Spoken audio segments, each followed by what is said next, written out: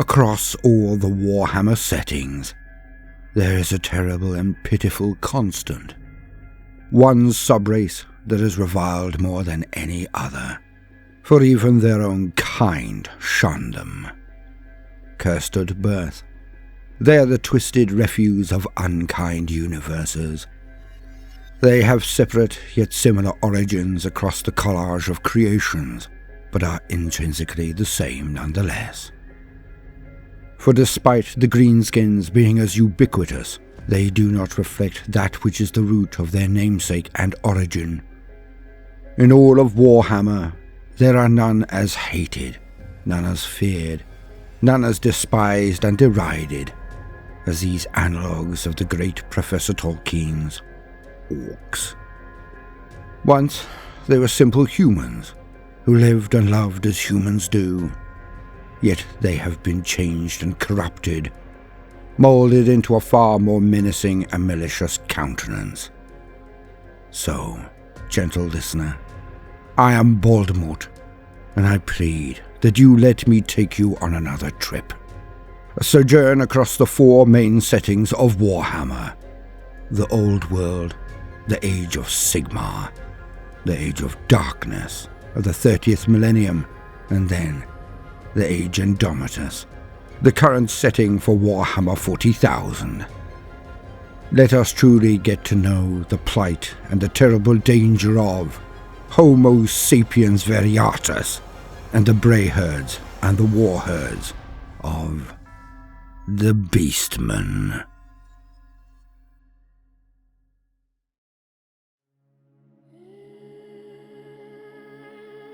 Legacy. I am the shaman, the spiritual leader of our tribe. I know the songs of our people, our lines and lineages. I hold wisdom that can heal, knowledge that can burn, and I recount the truth as we see it.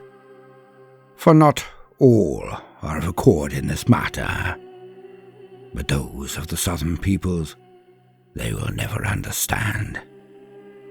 They did not see it as we did. They did not feel it as we did. They do not live it as we do. The soft southerners see the sun rise in the morn, the crops grow in abundance, the fields filled with lowing, plump cattle.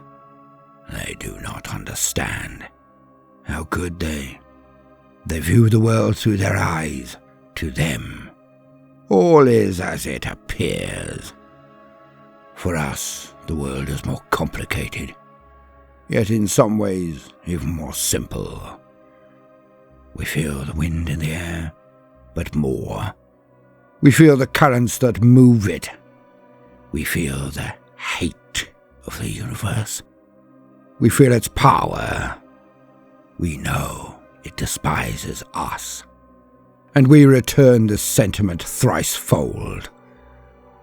We hate the world and all in it, for what has been done to us, for what is being done to us. Our oldest tales, they speak of the first times, when we were as they are in the south. Our songs reach back to the times before now, when they came, the old ones. They brought us here, or made us here. The songs use words which mean the same thing, perhaps because there is no material difference, perhaps because our ancestors did not know which. But they describe in words a time when there was peace, there was plenty, there was tranquility. And in those days there were 2 mighty gates, one at the bottom, one at the top of this world. Doorways into other worlds, portals into other realms created by these old ones. In their smug superiority, they thought they were perfect. They were not. They were weak. The old ones, these gods of good, who brought the races into being, were fallible. None can tell why, or merely wish not to think on it, but the great gates collapsed. We know nothing of that which happened at the heel of the world, for we knew only the cold embrace of the north. Our people had spread and multiplied all across the reaches of snow and silence, and it is said that we thrived. Then came the catastrophe. When the gates collapsed, the lies of the old gods, the old ones, were laid bare. They were not the arbiters of reality, for they were not the only beings of power. Perhaps the breaking of the bounds was done by these other beings. Perhaps they were held at bay by these gates. But it matters not why. Not really. All that mattered is that they could now see this world, and they hungered for it. So, they took it. These new gods were cruel, but powerful. Their influence reached out from the blasted, ruined detritus of the gates, and it changed everything. The influence crept out from those sites, and with it came the murder horde. The servants of the Dark Ones were unstoppable. They were nightmares of form and function, blighted all they touched, transforming everything in their path, or destroying it to the least and the last. There were some amongst the tribes that fought against the rising tide, but they were fools. The Dark Ones stamped them into the dirt, and even the surviving few of these self-proclaimed heroes bent the knee when they saw the faces of their children. For the touch of the Dark Ones twisted our people from the first birth after the great catastrophe. Some recoiled in horror, attempted to burn or drown or expose their offspring. But after a few years, even such as these could see that there was no turning back. For our children looked as though part of nature, at least to us. We were the children of the land, and it was shown now in our visage. For many of us grew to have the faces of cattle, whose to stand manes for mantles. There would be no waiting for our people to be born pink and perfect. No, this was permanent.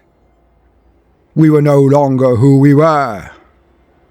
We were something new. And the horror died. The sorrow burned away in the constant fray. For the Dark Ones still unleashed their minions upon us, even if they were not victorious. In times when the people of the South turned them back, the self-same people could not recognize us as the same as they, so they hunted us. They slew us. They captured and burnt us. But we were no longer weak. Hard had been the life in the cold and silent North, but now we were reforged in fire and blood. Those of our youth who made it to manhood, they were stronger, faster, more potent than ever before. We had our beauty taken from us, but it was replaced with almost limitless power.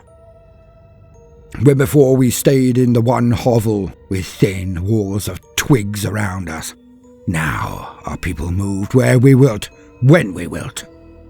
Where before we ran or hid from the minions of the Dark Ones, now we marched in their entourage, we formed their comet tail. And we smashed the beautiful ones wherever we found them. The days of the unfettered power of the Dark Ones passed. Their hordes were slowed and locked from coming into this world. A trick of the elves is what is said. Thus do we hate them near as much as our erstwhile kin. Yet the Dark One's influence was now writ into the very bones of the mountains, running in each and every river, infused into every plain or paddock in the north. And so we, the children of the Dark Ones, were rampant. We claimed the south, taking all that was not held by the Pretty Ones. The mountains were for the bearded. The seas and peaks of coast were for the elves. The forests were where our former kin hid from us. And in those times, the bray herds flocked across the plains like a sea. We ruled. None could challenge us. And we did what we wished. We slew indiscriminately. We lived raucously. We ate well. For the Pretty Ones tasted so good. Then came the comet. Then came the hammer. Then came the king. A mortal man who unified the Pretty Ones. The man who brought them all together. And he led his armies against us. We were the mightier, but they had hidden from us so well, had bred so speedily, that we had no concept of their true numbers. They came out of the hills and forests to follow this Sigmar, and he was given power by the gods of good. His hammer could not be stopped, and he slew war leader after war leader in open combat. And so, they took the plains, the humans did. They took the riverlands, and then they took the hills. And our places swapped. For as their numbers grew, they built settlements with curtains of rock and stone, and they forced us into the shadows, into the darkness. We stand there today, in the places where they hid from us, the darkest centres of the overgrown forests of this world. They forced us back into the cold and silent north once more, and this is why we hate. Once we were pretty, then, once we ruled this world. Now, we have neither. We are not fine of form. We are not rulers. Not yet. But we know something that the Pretty Ones do not. The elves, the dwarves, our kin of old, the humans. They think that the Dark Ones are gone. They think them locked behind unbreakable bars. But they are wrong. The Dark Ones are not defeated. Never. They are watching and waiting. One day, a great champion will come, and he will tear down the walls between worlds, and he will lead the armies of the Dark Ones back from their realm into this. And on that day, we shall stand beside him. And on that day, we shall gain revenge. For on that day, the bray herds will surround their ever-chosen, as he destroys this world.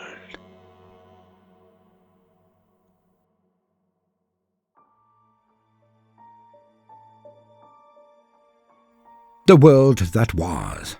Warhammer fantasy. Thankfully, after being drawn to a conclusion in the infamous campaign known as The End Times, it is returning soon. So let us explore this setting through the lens of the history of the Beastmen. The true origins of the Beastmen have many a slant, and it is usually denoted by the race or species describing them. To the elves, the Beastmen are nothing short of anathema. They are chaos made manifest, their corruption given form. No care is given to the origin or nature of these cursed peoples. They are hunted and exterminated wherever they are found. For the Beastmen are indeed a blight on the land. Where they go, chaos, corruption, degradation, mutation, despoiling of both civilizations and nature herself, is eminently self-evident. nor are the elves of Warhammer exactly like those of Professor Tolkien, despite their initial superficial similarities. The elves of Warhammer are not entirely forest-dwelling, and few are their communities that reside entirely under the canopy of mighty trees. They are far more akin to the Noldor and Tellarei, the high and sea elf types of Middle-earth. There are some, of course, the wood elves of the forest of Athel-Loren, others across the world, but do not think of them as the Sindar or Nandor of the Moriquendi, for most of the woods of the Old World are the dwelling places and secreted lands of the nomadic Beastmen tribes. The dwarfs were in their zenith at the same time as the elves, before the coming of Sigmar, before the Empire. In the traditions of the Dawi, the dwarves, the Beastmen are acknowledged as horrors, but they are also derided and sneered at. For the Dawi, the dwarves of the Old World had little real confrontation with them, even in the early days. The Beastmen were not artificers and stayed mainly on the plains. They simply did not have the technical expertise to ever threaten the mountain fastnesses of the World Edge Mountains. They were no threat to the Karazankor, the Dwarf Empire. But the dwarves are ancient and have a preponderance to record keeping. Thus, they have tales of the genesis of the Beastmen. For the Dawi, the explosions that brought down the great northern and southern gates are not a myth, but a recorded event. And they believe that the humans in the north were merged with the cattle that they had husbanded to their service. Thus do they see the goat and bull-faced and formed Beastmen, and state that they are horrific combinations of that which was closest to the gate when the catastrophe occurred. These northern tribes of humans were overwhelmed by the power of chaos, and became one with the cattle, and, if truth be told, there is little to deny this take on events. Humans of the Old World do not have such long memories, for when the catastrophe happened, humanity was merely wandering tribes of hunter-gatherers. There was some advancement, but not a great deal. Being so primitive was not the only issue, for the Beastmen came down from the north and culled as many of their own kind as they could.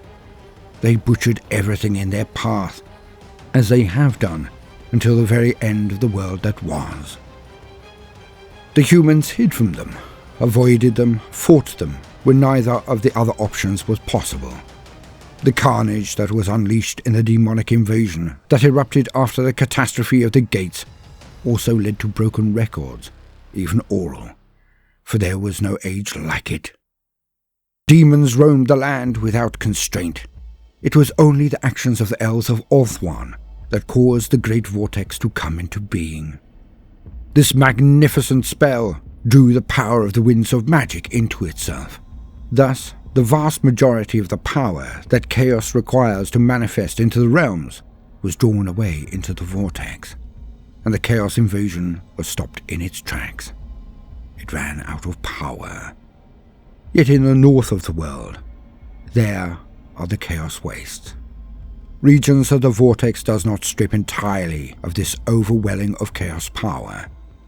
Hence, the north will always be a place on the fringes of reality proper, where chaos bleeds into the real world and twists all it touches. The scattered and shattered race of humans were so badly beset that their racial memory of these times is now beyond legend and into myth, so the only true source of knowledge of this period is gone. So, now we have brooked the issues of their origin, let us attempt to define and explore the Beastmen more. The Beastmen, Beastkin, Cloven Ones, Horned Ones, the beasts or children of chaos. All are names for the same thing, the Beastmen. A Beastman is a bestial parody of humanity. They have the faces of goats, bulls, or other animals, usually ones that humanity had domesticated. There are many types of Beastmen, and a good friend, Nathan, of the Great Book of Grudges, has provided an excellent breakdown of the more rare forms. Links in the description to this video, of course. So I shall contain myself to the most common varieties. Appearance and psychology. And so, as usual, let us lean on existing wisdom. To quote, Beastmen are known for possessing the heads, legs, and cloven hooves of various mammals, the most common of which are usually the heads of cows or goats, though some have been seen with the physical traits of other animals as well. Their overall body, however, is noticeably humanoid. With the chest and arms resembling that of a man, they are capable of walking in an upright position, but some have been known to walk on all fours. Their matted hair is encrusted with blood and dung, a haven for fat ticks and colonies of fleas that keep the beastmen in a constant state of painful agitation. Due to their harsh lives, a beastman is also naturally strong and well-muscled. The robust constitution of the cloven ones allows them to live upon the most meagre or unpleasant of diets. They are ultimately carnivores, preferring great chunks of meat above all, but unlike their larger minotaur brethren, they do not care if it is infested and maggot-ridden. Beastmen are also very well known to be cannibals, who gorge themselves upon the corpses of their own kind without hesitation. Entrails, hair, horns, hooves and all, and believe that to do so is to inherit the strength of the victim. This diet of dead meat is supplemented with grubs, hairy-legged spiders, poisonous centipedes, plump blowflies, and other unsavory foodstuffs, as well as the occasional lost child or lone woodsman. Human flesh is a highly sought-after delicacy to the beastmen, and rivals have been known to fight to the death over a single human arm or leg. As a product of chaos mutation, beastmen are typically born in one of three ways. The first is generally through natural sexual reproduction between a male beastman and the more docile and least numerous female variants of their race. The second way is generally the most well known. In this case, a child of two human parents might be born with obvious signs of mutation. Unable to cure their child of this congenital chaos corruption, the parents are forced by law to give up their child to a local priest or witch hunter to be properly euthanized before the child grows to become a beastman proper. However, most parents are incapable of doing such a thing, and so to both expunge the child from their lives as well as the parents' sin, they would leave the child alone in the forest to die by exposure to the elements. By doing so, the parents consider themselves clean of the sin of infanticide, and allow the gods to take responsibility for whatever happens to their mutant child. However, such a course of action almost never kills the child, for within hours of being left in this lonely state, the crying of the tiny mutant will signal other beastmen to come to its location. The beastmen will take the child as their own, and in doing so, swell the numbers of their tribes even further. The third way a beastman is born is when an adult human is transformed into a beastman at some point later in their life. Such a situation is a painful process which results in the human gaining many bestial traits. Neither fully human nor fully beastman, these creatures known as turnskins are never truly accepted in either human or beastman societies. Psychology. All beastmen are surly and mean-spirited, for they know they are destined to live a short, brutal life of squalor, suffering, and pain. When their blood is up, and the foul-smelling breath snorts from their gore-stained snouts, the beastmen become belligerent and bellicose in the extreme, every gesture or glance brimming with hostility. The atavistic fury that each beastman harbours within their soul is always but a moment away from the surface, and it is this rage that gives the beastmen much of their unholy strength on the field of battle. Bitterness and spite simmers in the heart of every beastman. It takes little more than a few well-chosen words to spur a gore into a frenzy of unrestrained murderous rage. The sounds of distant battle will cause a beastman to prick up his tufted ears in an instant. A fight or duel upon a woodland path in the old world will invariably bring dozens of beastmen from all about in a very short space of time. Above all, though, it is the trappings of progress and civilization that fan the embers of hatred burning within each beastman's breast. A mere glimpse of bright colours, especially red, will often be enough to get a beastman's pulse racing with bloodlust. The sight of a proud flag or coat of arms, a pristine uniform, or a magnificent statue elicits a powerful reaction in the beastman, for the things of order are anathema to the children of chaos. All caution is put aside in a desperate attempt to tear down and befoul the offending article, to stomp it into the mud, smear it with dung, or rip it to pieces and chew on the remains. The most common breeds of beastmen. Gors. Gors are the most common type of beastmen. Gors are distinguished by the fact that they possess horns. Gors are a broad class of beastmen that also comprises more specific subtypes. Below the Gors are the lowly breeds of beastmen which look up to them for leadership. Caprigors. Caprigors are the most common breed of Gor, recognizable by their goat or sheep-like heads and legs, and their curling or straight goat-like horns. Bovigors. Bovigors are bull or ox-headed beastmen who possess cattle-like horns. Bovigors are also bull-headed in their nature, being very competitive and prizing brute power over any form of subtlety. What differentiates these beastmen from minotaurs is their much smaller scale. Ungors. Ungors are much more variable in appearance than the other Gor subtypes. They possess some form of horns, but the Ungors themselves are not recognizable as either Caprigors or Bovigors. The most favoured Ungors might possess a spectacular array of horns or a single fine horn, but most have only small or misshapen horns, which other beastmen find contemptible. They possess the most humanoid appearance amongst the beastmen, which does not enhance their respect amongst their brethren. Brays. Brays are a lowly breed of beastmen. Their name refers to the braying cacophony they make when they feast or fight together. Brays can appear in any form, and are mainly distinguished by the fact that they lack any kind of horns, another indicator of their low status. Turnskins. Turnskins are adult humans who at a later stage in life began to mutate into beastmen. Gaves. Gaves are beastmen born to normal human parents, as described earlier. Bray Shamans. Bray Shamans are the intermediaries between their tribe and the Chaos Guards, who possess the ability to wield the winds of magic, like other wizards.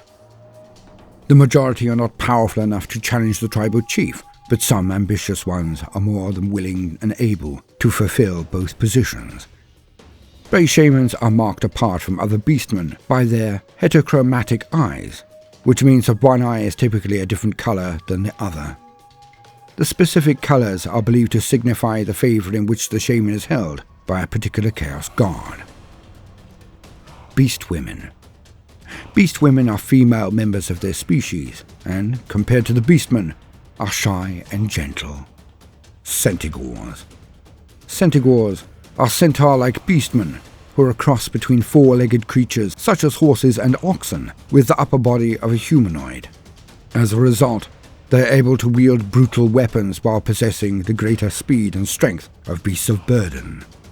Minotaurs. Minotaurs are massive beastmen who possess the head and hindquarters of a bull. Standing nearly 10 feet tall, Minotaurs are a class of beastmen unto themselves. End quote. The beastmen are nomadic in nature and eschew all forms of what other races would call progression. They form temporary campsites for a myriad of reasons. The first is that they corrupt and destroy any region that they make their own home. Their mere presence will despoil the landscape, withering crops, fouling water sources, and forcing animals to flee their advent. Thus, no matter how verdant and plump a region may be before they settle in, within only a short period of a season or even less, the same region cannot sustain even a portion of the herd. The second reason for their movements is simple. Where the beastmen set camp is a staging ground for their attacks on the other races. Travellers, merchant caravans, small homesteads or even villages will be assailed, for fear, for revenge, and for food. any near an encampment of beastmen will be all too aware of them very soon. And when this happens, it is often never too long before musters are called in response. The armies of humanity, Dawi or elves, are often more than a match for the disorganized and tribal war herds. If caught unawares by disciplined forces, with artillery, magic wielders, archers, and well-drilled cavalry and infantry, the beastmen can be corralled and then exterminated. It is never easy. It is never without its cost in blood. But it can be done. And all of the denizens of the old world know better than to allow a beastman enclave to be a carbuncle on their county, country, or fiefdom. Hence, the beastmen must move regularly, if for no other reason than this. Of course, the last reason is equally simple. The region they infest, where they will be attacking all around, these are called the blood grounds. The eating of warfare from one region may get stale. The warherds are beings of rage and consumption. If they tire of the adversary or delicacy in that blood ground, then they simply up sticks and make a new one by moving on. When the herd moves, it is usually along what are known as beast paths. The beastmen have been hiding in the forests for a long, long time, but they are not naturally attuned to them. Where an entire phalanx of wood elves could slip from one woodland to another without trace, the beastmen just stampede in a direction. They crush and stomp everything in their way, causing these beast paths to be easily discerned and followed. Yet, it is few that will venture into the centre of the forest to deal with them. The beastmen only value strength. Thus, much akin to the greenskins, it is the most violent and powerful of their kind who lead. All orders are backed by the threat of unspeakable levels of violence. The only status that can be gained in the beastmen is by virtue of arms alone. When two tribes bump into each other in the beast paths, then a display is given by each of the tribal leaders. Most often, the issue devolves into a vicious conflict between the two. The chief who wins can then either absorb the herd of the loser, or may just decide to wipe them from the face of the earth. Nobody can tell which will be the choice until the battle is won. Beast tongue. To quote, like the Skaven, the beastmen have a difficult time forming the words of the dark tongue of chaos with their malformed bestial mutant maws.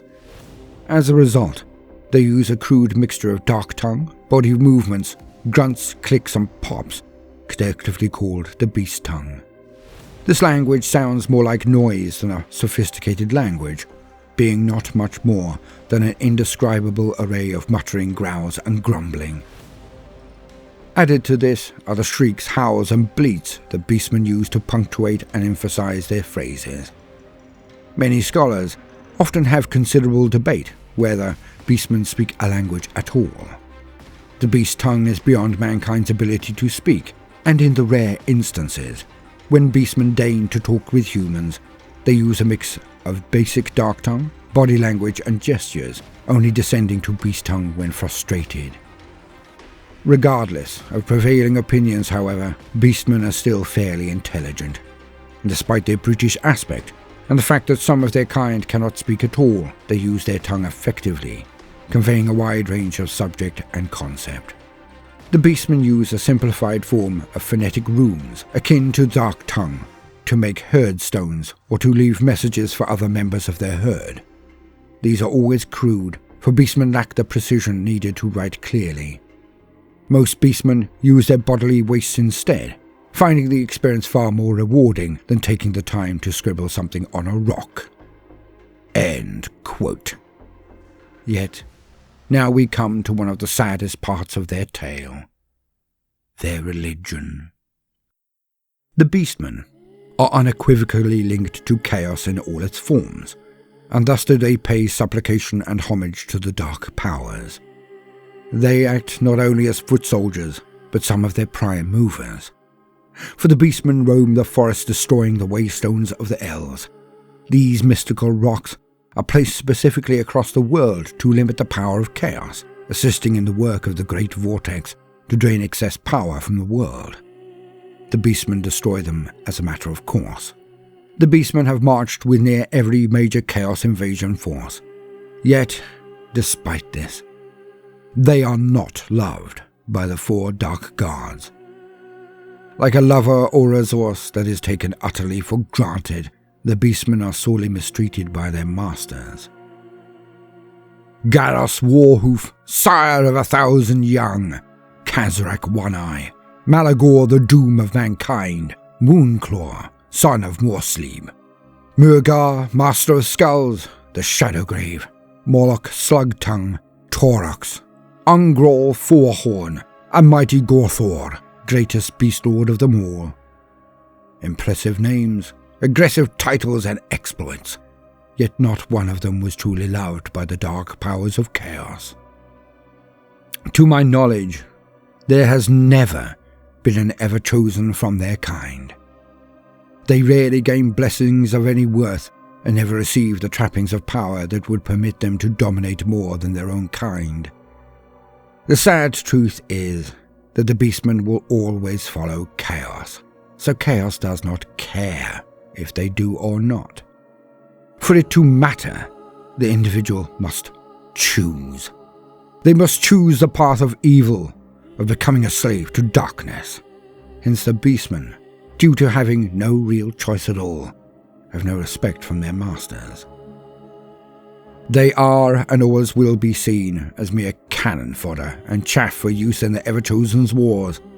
When Archaon, the Ever-Chosen, raised his banners in the northern Chaos Wastes, the Beastmen flocked to him in their droves, and they did indeed bring about the end of the world. For Archaon succeeded in his quest. He destroyed the world that was.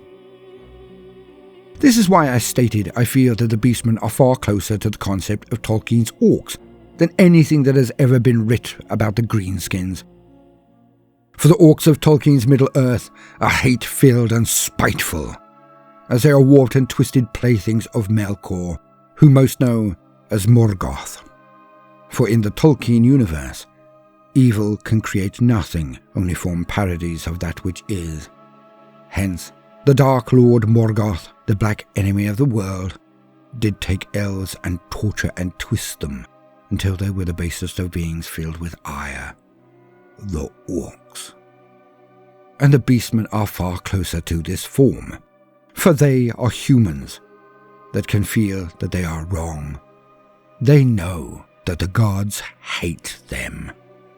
They know that, just like Morgoth and his disrespect for the orcs, they are neither lauded, applauded, or even truly supported by their cruel master.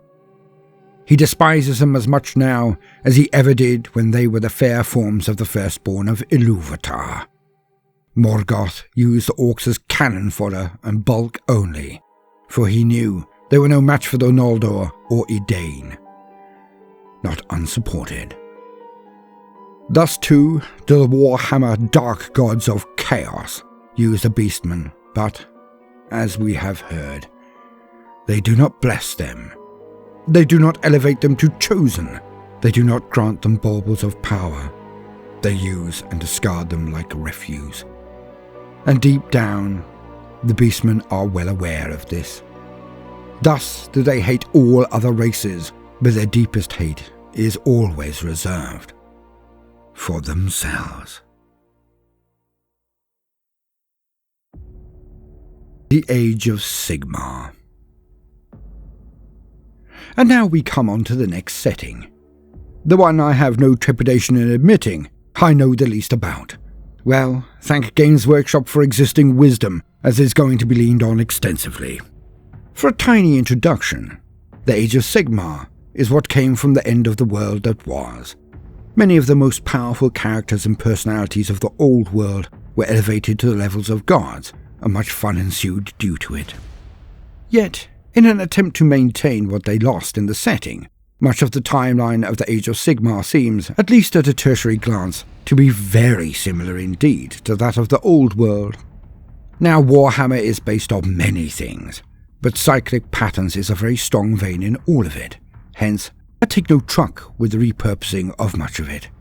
The origin of the Beastmen is conveniently sidestepped, as the entire setting is more a continuation of the old than anything that is fundamentally novel. Thus, the Chaos Lords simply moved the war herds across to the realm of the Age of Sigmar when they finally assailed it in strength. Yet, there are subtle differences in the lore and the history of the realms, so, as usual, for the very basics, let us lean on that gorgeous, existing wisdom. To quote, "How the Beastmen came to exist in the mortal realms is unknown. By the beginning of the Age of Myth, the Beastmen were already an ancient menace, centuries old. They thrived in the unformed time before the coming of Sigmar, terrorizing and preying upon the primitive bands of roving human nomads and hut-dwelling tribes that populated the realms. Folk tales of the savage beasts varied from place to place, but all shared the same horror.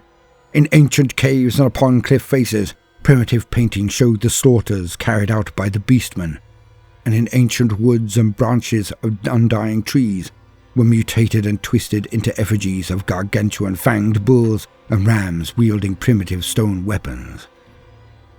Within the realms, scholars have proposed three major theories as to the origins of the rise of the Beastmen: the legend of the Alpha Progenitor, the fable of the Warping Wilds, and the Corpus Chaotica postulate. Let us go through them. Legend of the Alpha Progenitor. In the tusk glyphs that dot the prowling valleys of Gur, the origins of the Beastmen are outlined as the distant descendants of one legendary creature, the Gorefather. According to the glyphs, the Gorefather was born the moment the wild heart of Gur was formed. This monster's offspring formed the very first Great Frey, whose ferocity was so great that they spread out across not only Gur, but the entire mortal realms. Many beast herds, primarily those amongst the All-Herd, worshipped the Gorefather. During the violent revelries held around herdstones, great brave shamans tell tales of the Gorefather. How he hacked apart the realms of beasts and created the great Gurish seas from bile and blood. How he tore open the first realm gates by driving his horns deep into the flesh of the realms. The Beastmen that inhabit the prowling valleys erect massive herdstones of living, braying rock, and to these effigies they offer their mutilated prey. After gorging on offal and warm flesh, the herdstones begin to bulge, and from them are birthed entire new generations of Beastmen. The eventual fate of the Gorefather is unknown, though it may have once been recorded in the tusk glyphs. Vast sections of the glyphs have been completely destroyed over time, shattered and trampled into the mud. The fable of the Warping Wilds. One common-held belief across the mortal realms is that the Beastmen were once natural creatures that mutated into their hideous forms when chaos began to bleed into the realms. Before the coming of Sigmar, the people of the realms lived in tribes guided by primitive superstition. Hungry for order, they looked to the changing of the seasons, the movement of celestial bodies, and the unchanging cycles of life and death to find meaning. However, among these early peoples were those who saw the growing nodes of anarchic energy that had crept into their world. These individuals were stricken by prophetic nightmares, gifted with magical powers, or cursed by deformity. Some were cast out from their communities, others isolated themselves by their own will, and others still remained among their kin and allowed their deviations to spread. Over time, these people grew ever wilder, their bodies and minds twisting into animalistic forms and bestial instincts. Thus were the Beastmen born. From these first creatures were spawned generations of new beasts that spread across the realms. Some seers and Azir claimed that the power of chaos continued to warp and mutate the denizens of the mortal realms. In their tomes, they recorded accounts of entire civilizations that fled into the wilderness during the Age of Chaos, only to return some months, years, or even decades later in the form of bestial herds to despoil their former homes. The Corpus Chaotica postulate. Among the illuminated Hysian texts collected in the Sigmaron exist the works of ancient scholars who saw in the Beastmen the reversal of the order of all things. These academics believed the monstrous beings to be heralds of a great and inescapable unravelling, insisting that creatures born naturally of the mortal realms are bound by order. For as Renoxin produced more Renoxin, so too did humans beget humans, and Duardin sire Duardin. In the Beastmen, however, such separation of race is eradicated. Each member of their twisted kind is a grotesque mix of body parts, its flesh and bone melded into mockeries of natural forms. Adherents to this theory believe that such bestial fiends are not the progeny of chaos, but its progenitor, created by those civilizations that do not segregate themselves as nature intended. Only a scant few of these texts survived the Age of Chaos. The isolationist kingdoms in which they had been produced were known as the refracted states, and distanced themselves from other nations within Sigmar's domain. They were among the first to fall when the forces of the Dark Gods surged into the mortal realms. With no allies to call upon for help, their cities were quickly shattered, their scholarly work shredded, and their people butchered. Those texts that did survive were collected into a single volume, the Corporeus Chaotica. Passages from this work continue to be intoned by street preachers and doomsayers, and its tenets of segregation can be found scrawled on the walls of Sigmarite cities in which peoples of different lands gather. In the Age of Sigmar, when Sigmar sent his Stormcast Eternals to the mortal realms to drive back the armies of chaos, the Beastmen had ruled unopposed for 5 centuries. Towards these new warriors, the Beastmen felt nothing but hatred, seeing them as beings of pure order whose shining ranks are ripe for desecration. Battles upon battles were lost, and the Beastmen were pushed back to the wild places of the realms, as Sigmar's forces constructed massive cities and fortresses within their former hunting grounds. Following the Saish necroquake, known to the Beastmen as a howl of the dead beast, many great Freys began to migrate towards Saish as well. Only the Beastmen themselves know the purpose of this, but as more of their kind enter the realms of death, it is clear that they are converging upon the Shaiish Nadir. Terrified seers in Azir see a possible strand of fate in which the Beastmen find the great black pyramid of Nagash, and through their desecration transform it into an enormous herdstone. Further along this prophetic path, the seers see nothing but roiling anarchy, wherein death itself has become the dominion of the Beastmen. End quote. Alas, not being as au fait with Age of Sigmar as the other settings, I cannot add to this actual statement. All I can say is, the Beastmen are, in the Age of Sigmar, in the realms, just as vicious, violent, and dangerous as they ever were in the old world. The Age of Darkness, Warhammer 30,000. Ah, the Age of Darkness. A period just after the Great Crusade, so it may seem slightly disingenuous of me to mark this entry under that banner, yet it is an expedient that I hope you will endorse. The year is around 30,000, and all things are not as they should be. The endless progression of technology and achievement that most humans believe would never end did just that. It ended. Humanity burst from the cradle of Earth and spread across the Milky Way galaxy, at first via long-march ships, hibernation vessels that took centuries to reach their colonial destinations. Then through discovering warp space, then the warp drive, the expansion exploded. Once humanity had a golden age that lasted millennia. Like all of the most optimistic projections of the future, it was an age undreamed of. Alas, as with all good things, it came to a thunderous end. For a plethora of reasons, the hegemony of humanity came to a close, and those races that were allied or enemies of humanity smelt the weakness and struck. For thousands of years, humanity was brought to its knees, hunted and sold as slaves or even food. Our race was near exterminated. Yet, in that time where technology regressed, and the pull of chaos made its first true impact on the universe, many things changed the disparate elements of our people. Many variants of humanity broke from the main genetic line and developed into entirely new sub-races of humanity. Some were due to genetic engineering, some were due to being twisted by aliens known as Xenos, or even by the power of the dark gods themselves. Some through simple evolution. Homo sapiens minimus, the short and plump strain akin to hobbits. Homo sapiens rotundus, the analogue to the dwarves. And of course, Homo sapiens variatus, the Beastmen. Again, it was never certain if it were biological tinkering or if it were arcane transformation that was the genesis of the Beastmen. But they were as prolific across the galaxy as any other substrain of humanity.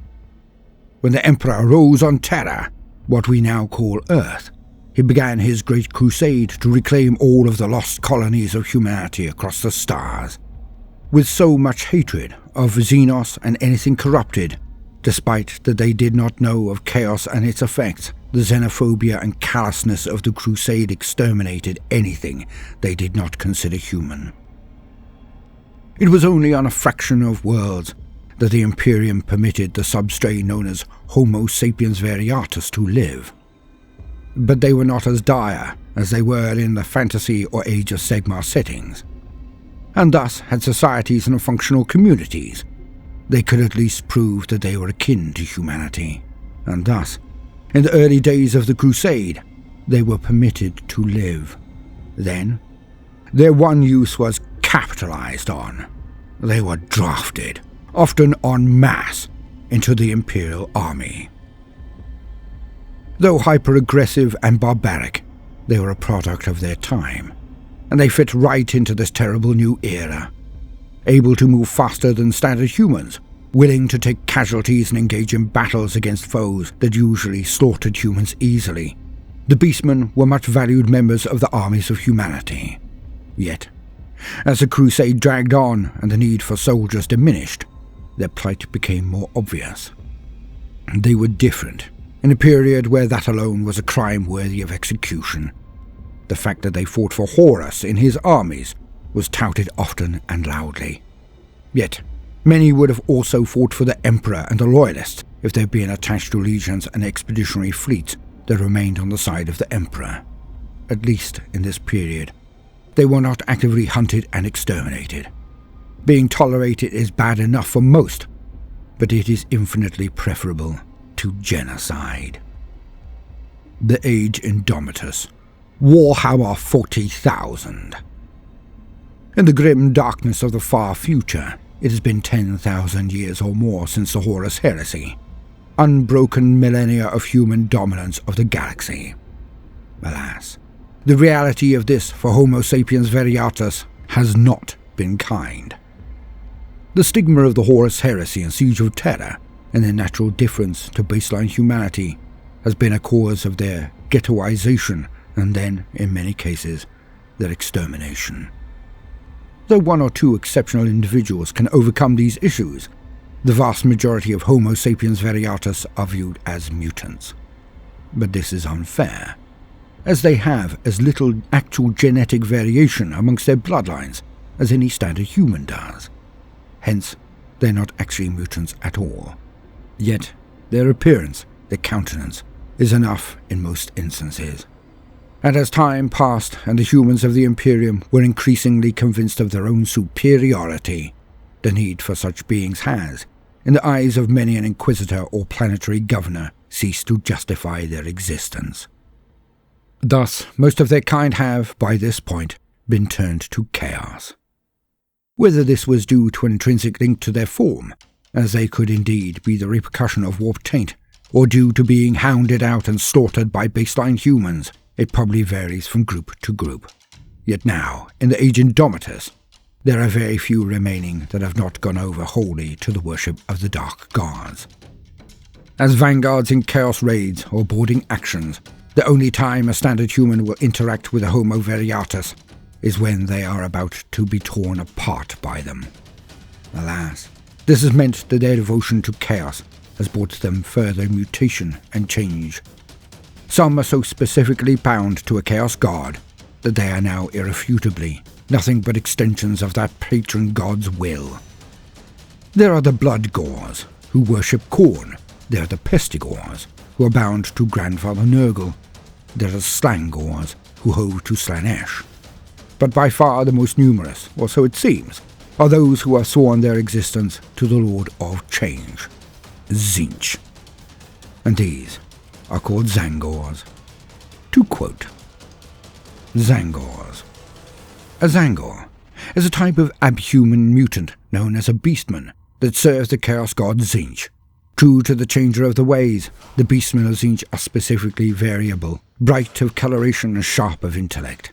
Their beaks clack as they chant blasphemous refrains in the dark tongue, gimlet eyes glowing in their aquiline skulls. Their hunger for knowledge stems from a desire for power, and even in battle, they look to transcend their base existences by seeking out arcane artifacts and priceless sorcerous texts. In serving sorcerous masters, usually of the Thousand Sons Traitor Legion, they may earn the chance to elevate themselves above their earthly stations. But in truth, such occasions are rare, for a streak of cruelty lurks within the warlike souls of every Tzaangor. When given the opportunity, they will take out their ire on those who oppose them in inventive displays of blade work, or when they put aside their artistic pretensions for the gratification of raw brutality, a gory display of violence. History. The origins of Tzaangors are as varied as their appearance. They arise where Tzeentch wills it, and are brought into being by his blessed transmutations. Some are the product of grim experiments performed on the slaves taken to the plant of the sorcerers. Others are shaped from the crews of damaged starships caught in warp storms, their bodies transmuted through exposure to pure empiric power. Perhaps most horrific are the Tzaangors born to human mothers on worlds enshrouded by the Cicatrix Maledictum. Whole generations of these creatures burst quickly into nightmarish existence, whereupon they ravenously devour the defenders of their home planet. The blasphemous chanting of massed Tzaangors rises to a crescendo as they draw close to their prey. Multi-hued tongues flap within aquiline beaks, eagerly lapping up the taste of fear and confusion. Iridescent eyes glow with inhuman savagery, and the cruelly twisted horns that spout from each Tzaangor's skull clatter together as they vie to be first into the fray. With jagged blades they hack their victims apart before trampling the dying beneath clawed feet. Tzaangors are the mutated bearers of Tzeentch's blessings, unnatural abominations, who serve as shock troops for the Thousand Sons thrall bands.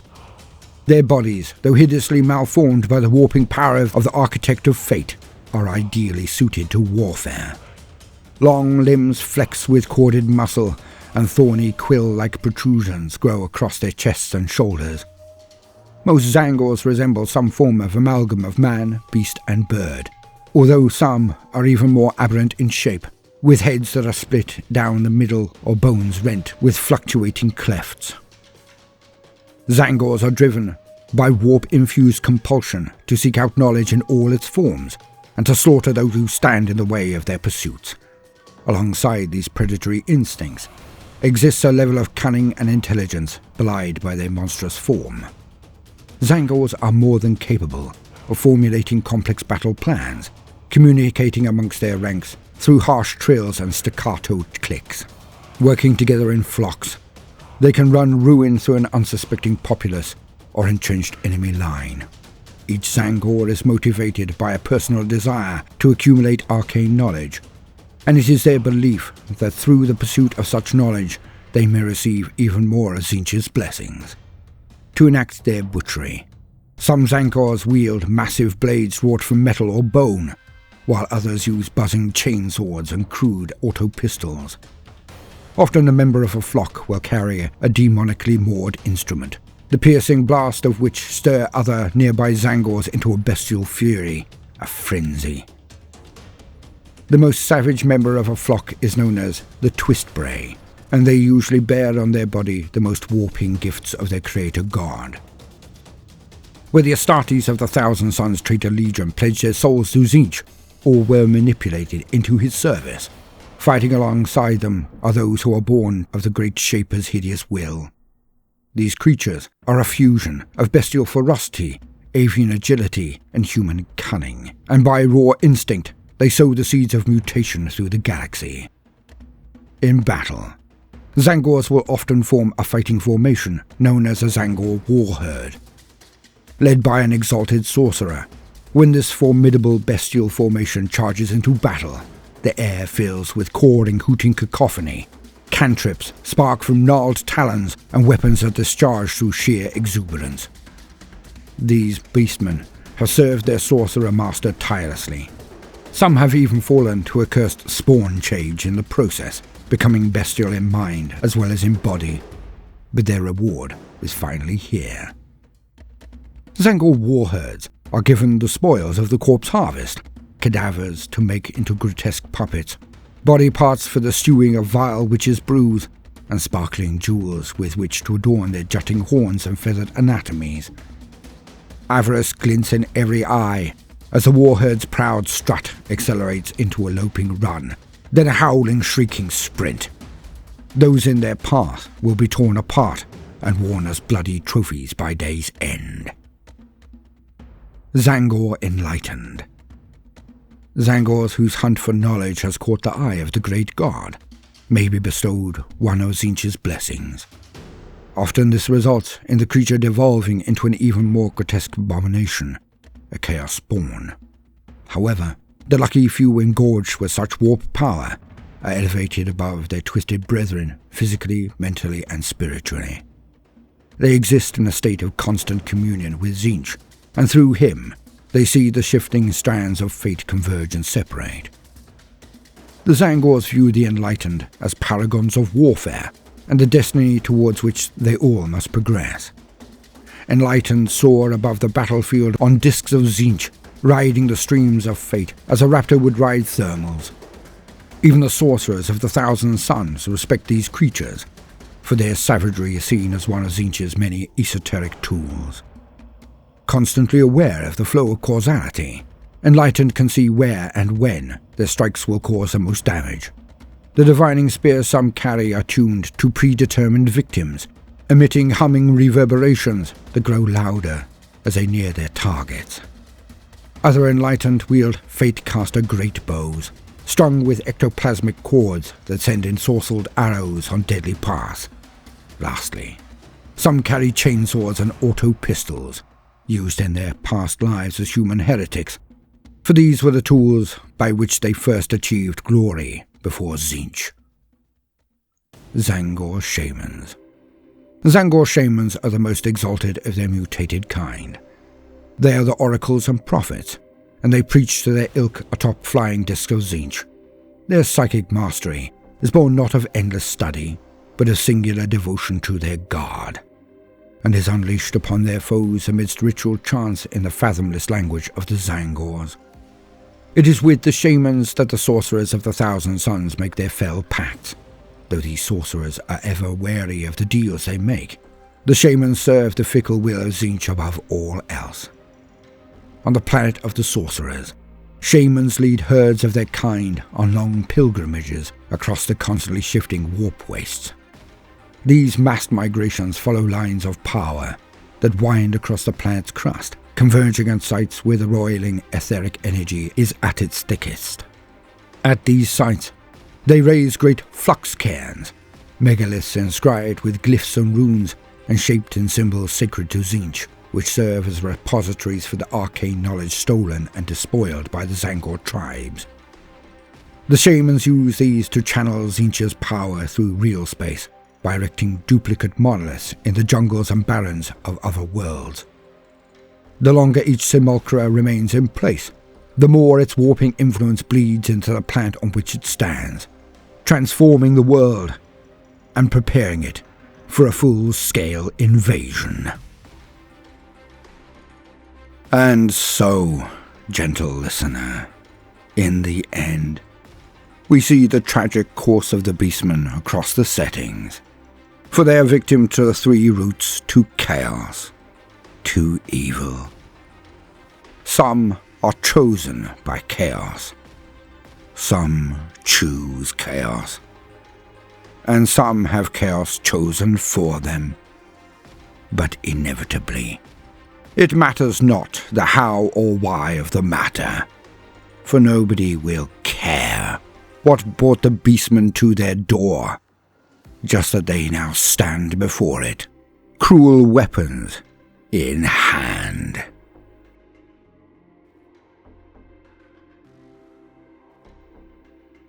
Now, no matter what you do today, do try to make some time for fun. Toodaloo.